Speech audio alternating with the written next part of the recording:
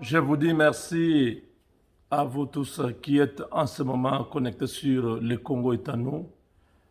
Merci de votre fidélité pendant toute l'année. Nous sommes à la fin. Aujourd'hui, c'est le dernier jour. Dans d'autres cieux, ils sont déjà en 2021, mais nous, il est encore 14 heures.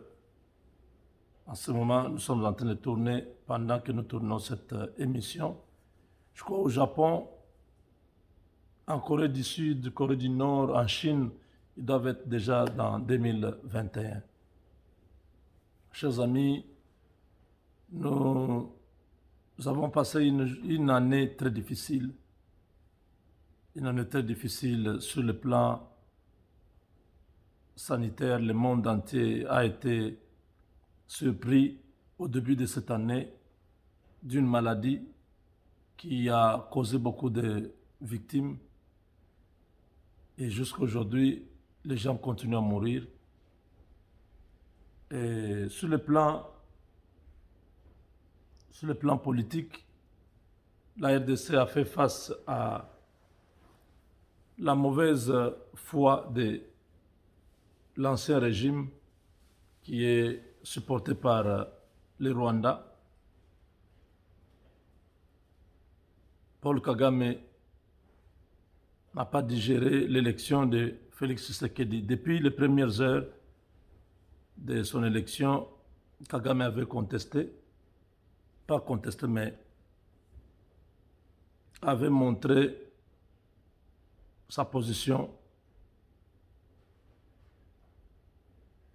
en refusant carrément que Félix Tshisekedi soit proclamé président. Kagame a demandé au nom de l'Union africaine, parce qu'il était président de l'Union africaine, de pouvoir venir à Kinshasa, que la Cour constitutionnelle ne puisse pas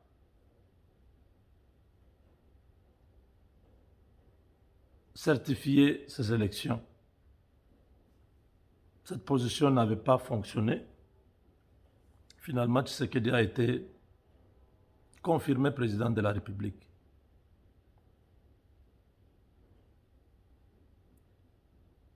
Les intérêts du Rwanda au Congo étaient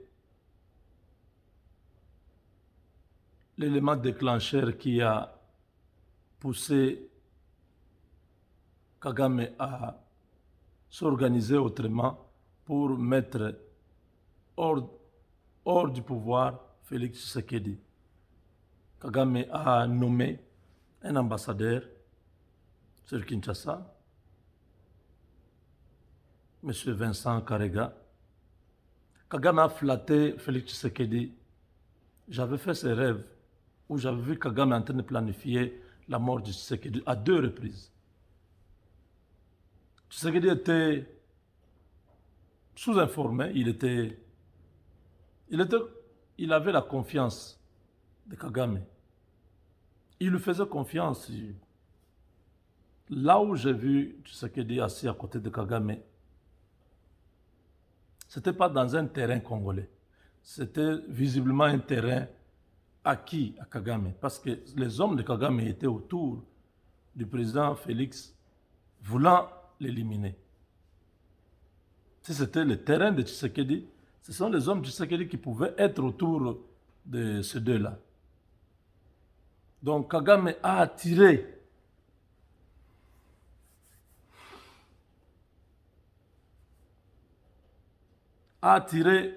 l'attention du président Félix. Il lui a donné l'impression qu'ils sont ensemble, tout va bien. Pendant ce temps-là, Kagame est en train de chercher comment frapper le président Tshisekedi et récupérer le pouvoir. Nous l'avons dit plusieurs fois que le président devait se retirer du Rwanda. Il devait fermer la frontière avec le Rwanda. Il devait faire comme le Burundi. Il n'y a pas de relation entre les deux pays. Le président Félix doit faire la même chose. Il doit couper les relations avec le Rwanda. Aujourd'hui, chers amis,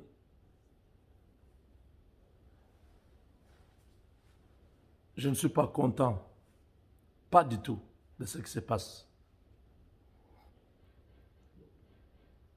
Le président Félix doit prendre ses responsabilités.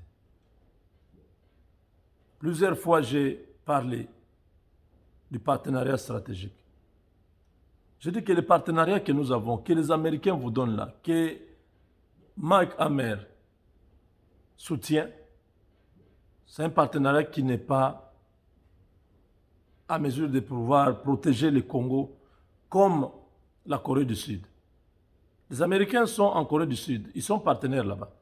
Ce n'est pas le même partenariat que nous avons. Nous avons un partenariat privilégié pour la paix et la prospérité.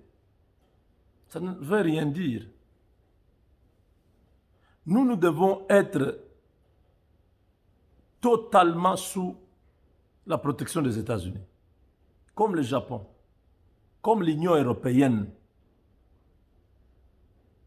comme la Corée du Sud, comme le Canada. Quand vous touchez à un de ces pays, l'Amérique est derrière vous. Mais regardez comment on est en train de nous malmener par les Rwandais. Où sont les États-Unis? Les quelques coopérations, j'ai toujours expliqué ça. Ce sont des actions ponctuelles d'un gouvernement.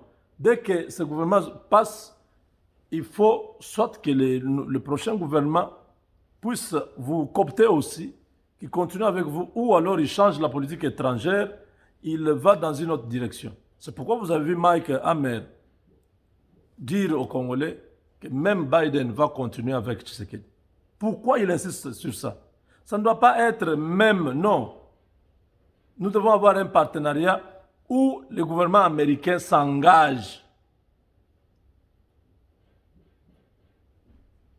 à être un partenaire stratégique avec la RDC. Il va s'occuper de la sécurité de la RDC. Notre armée sera à mesure de pouvoir collaborer avec l'armée américaine, mettre hors d'état de nuire tous les groupes armés qui sont dans le pays. Et en ce moment-là, même les Rwandais, l'Ouganda, tous ces pays qui nous entourent, ne pourront jamais, je dis bien jamais, oser attaquer la RDC. Nous nous retrouvons dans une situation très délicate. Je ne suis pas d'accord avec ce qui se passe à l'Est. Nous avons plusieurs fois demandé au président de changer le chef d'état-major, d'enlever tous ces sujets rwandais qui sont dans l'armée, de signer un accord avec les États-Unis pour que nous puissions protéger notre pays. Nous avons les richesses. On ne va pas nous laisser libres. Nous ne serons jamais en paix. Comment un petit pays comme le Rwanda peut nous malmener comme ça? Et les militaires rwandais qui sont dans notre armée travaillent pour le Rwanda. Et on continue à payer à ces militaires-là un salaire du Congo. Si c'était avant, on pouvait encore accepter, c'était Kabila, tout ça. Mais maintenant, Monsieur le Président, c'est vous qui êtes là. Pourquoi tous ces militaires continuent à être libres? Pourquoi ces généraux continuent à être à Kinshasa en liberté? Pourquoi à l'est du Congo, tous ces bataillons de Rwandais qui sont dans l'armée, Banyamulenge et tout ça, continuent à être là? J'ai vu un monsieur là, je dis, celui-ci aussi, un Rwandais de ce genre dirige notre armée. Des choses comme ça. Ça révolte. On ne peut pas dire quelque chose chaque fois et rien n'est fait. Les gens continuent à mourir là-bas. Monsieur le Président, un seul Congolais qui meurt, c'est un sérieux problème. Un Américain qui meurt ici, vous voyez, tout le gouvernement, tout le monde Trump peut aller jusqu'à l'endroit. Il y a beaucoup de Congolais qui meurent maintenant là. Vous ne pouvez pas continuer à laisser l'armée telle que ça se trouve. Ces gens-là, vous les faites confiance. Pourquoi? Tous ceux qui sont à l'état-major, pourquoi vous continuez à les faire confiance? J'ai toujours insisté. Amenez l'armée angolaise. Neutralisez tous ces militaires-là. Mettez-les de côté. Gardez l'armée angolaise pendant un temps, peut-être pendant une année. Nettoyez tous ces gens-là dans notre armée.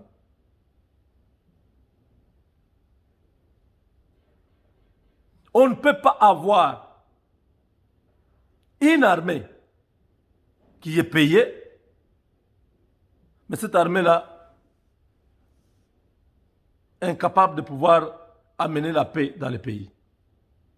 Pourquoi on continue avec cette armée-là? Ça fait combien d'années les gens meurent à Beni? Les gens meurent à Bunia. C'est vrai que ça n'a pas commencé avec vous. Ce n'est pas vous qui avez commencé la guerre. Mais est-ce que il faut que ce soit la personne qui avait commencé la guerre pour arrêter ça? Ou c'est vous maintenant qui êtes là, qui devez utiliser tous les moyens nécessaires pour mettre fin à la guerre qui nous est imposée?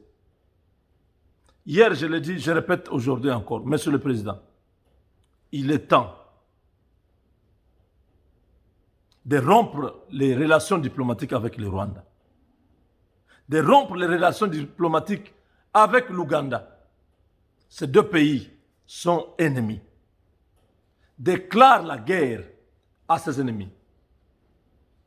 Annonce au monde une mobilisation générale de notre population à résister contre cette intrusion de l'armée rwandaise et ougandaise sur le territoire congolais. Dites à la communauté internationale qu'ils soient informés que c'est le Rwanda qui attaque la RDC. Les relations sont coupées, la frontière est fermée, que tous les militaires congolais et même les volontaires qui veulent une formation accélérée, qu'on ouvre des camps d'entraînement à l'est du Congo. J'ai proposé la semaine passée 1 million de jeunes, la plupart de l'est du Congo, qu'ils soient dans l'armée. Que ce ne soit pas seulement pour maintenant, mais que ce soit connu qu'à l'est du Congo, il y a 1 million de militaires prêts à pouvoir marcher jusqu'à Kigali. On ne peut pas continuer à supporter ça. Cette humiliation a trop duré. Kagame a quelle arme? Il a quelle armée pour chaque fois défier les Congolais comme ça? Ça fait 2 semaines que ces militaires sont sur le sol congolais. Maintenant, les attaques sont un peu partout. À Rwenzori, tantôt c'est du côté de l'Ituri. On est en train de tuer les populations. Soi-disant, ce sont les ADF. On ne peut plus continuer à accepter ça. On ne peut plus. Monsieur le Président, arrêtez cette relation avec le Rwanda. Arrêtez cette relation. Que l'avion du Rwanda n'atterrisse plus sur le sol congolais. Que la frontière de Goma, que toutes les frontières qui sont à l'est du Congo soient fermées. Nous ne gagnons rien chez ces gens-là. C'est eux qui gagnent quand ils entrent chez nous. Ils viennent piller nos richesses. Ils viennent voler notre richesse. Qu'est-ce que les Congolais gagnent au Rwanda? Il y a quoi là-bas? Il y a quoi en Ouganda?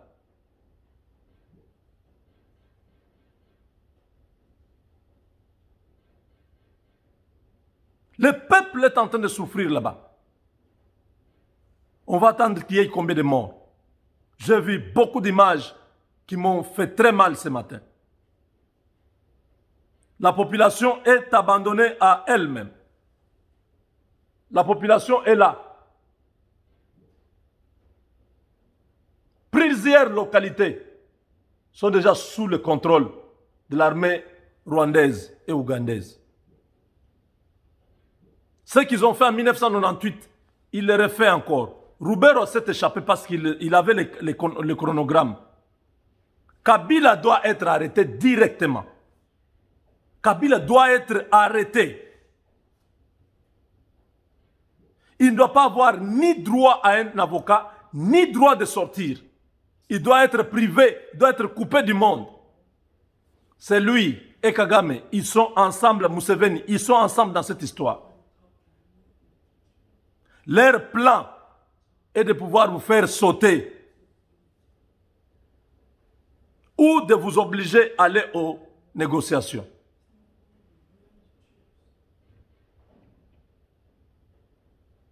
C'était prévu le 31 aujourd'hui que la ville de Kinshasa soit attaquée. Le courant Inga devait être coupé. Heureusement, on a arrêté ce colonel.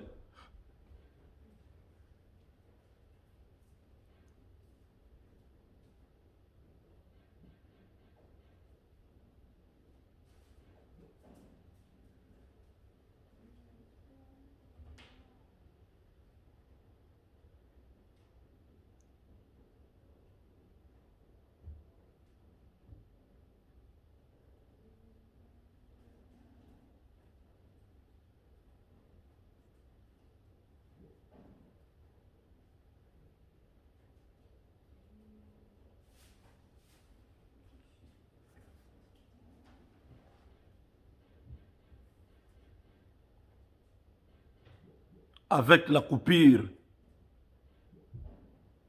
du courant du côté de Inga, la ville de Kinshasa devait être dans les noirs, l'aéroport devait être dans les noirs. Il y a même des unités qui étaient déjà préparées à couper même les courants alternatifs qui devaient être envoyés sur l'aéroport. Et dès que l'aéroport était neutralisé, les avions rwandais allaient atterrir pour renforcer ceux qui sont sur le terrain et ainsi avancer pour faire partir Tshisekedi de la ville.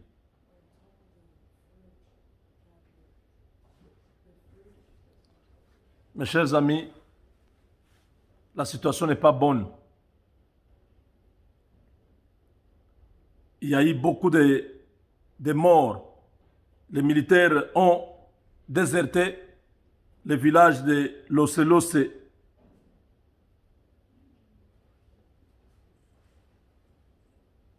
Le village de Mutwanga et le village de Nzenga. C'est en Ituri, la population que je vous ai montrée dernièrement en train de partir, c'était de ce côté-là où il y avait les militaires congolais avaient déserté, ils avaient abandonné les postes, leurs postes, ils avaient abandonné leur position. Quand la population a vu que les militaires ont quitté, il n'y avait pas d'autre choix que de pouvoir aussi partir. Cette image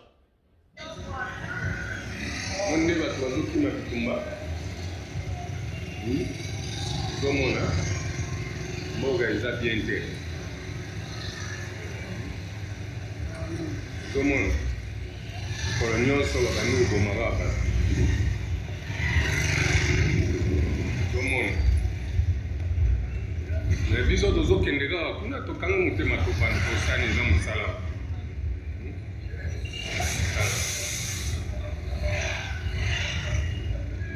waye eza te bafamille bango okende na bamuse banini motuka euti obaluka kuna elaleli bato bakimimba bitumba bakufi te me motuka contenere ye obalukela bato bakimi babomai bato ya bantere na bulongo lelo mpe babomi na nini Mutwanga. Donc Mutwanga est vidé, Boulongo est vidé, Zenga est vidé.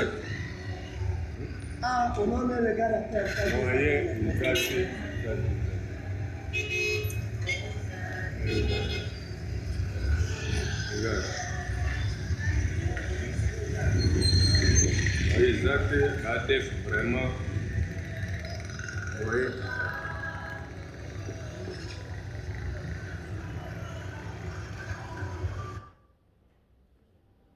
Ça, beaucoup de nos frères sont morts.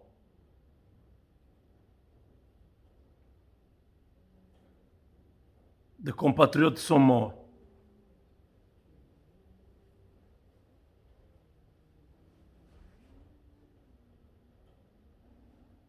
Et Kabila savait très bien que dès qu'ils quittent Kinshasa, ils vont attaquer. Regardez des gens qui dirigent dans notre armée. Regardez ce monsieur, ce Rwandais.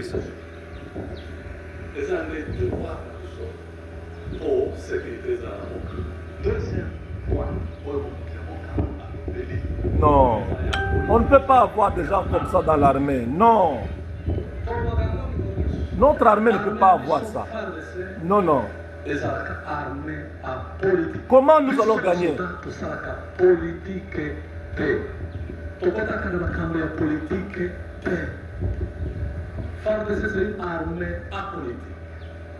Au service de la nation.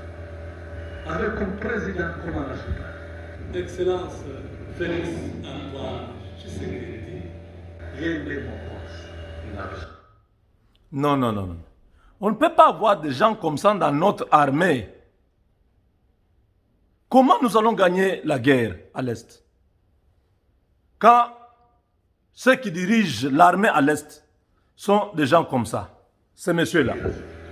Regardez-le. Deuxième point,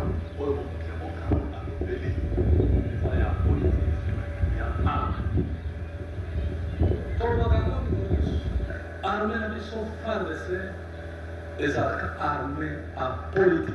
Biso basoda tosalaka politique te. Tokotaka na makambo ya politique te. FARDC c'est une armée apolitique au service de la nation.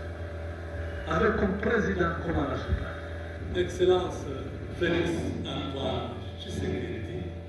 Yende Mokonzi.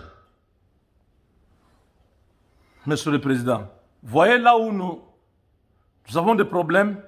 Voyez pourquoi notre armée ne peut pas terminer cette affaire. Si vous gardez des gens comme ça, vous êtes commandant suprême, vous gardez des gens comme ça dans notre armée. Vous vous imaginez, Monsieur le Président, qu'au Rwanda, il y a un Congolais, de père et de mère, qui est général dans l'armée de Kagame. Vous vous imaginez ça? Enlevez-nous cette théorie-là, les Banyamulenge, tout ça. Ce sont des Rwandais, ces gens-là. Ce ne sont pas des Congolais. Roubero a fui, pourquoi? Parce qu'il connaissait ses plans. Depuis que Roubero est parti, il y a une intensification de la guerre à l'Est. On revient dans la deuxième partie.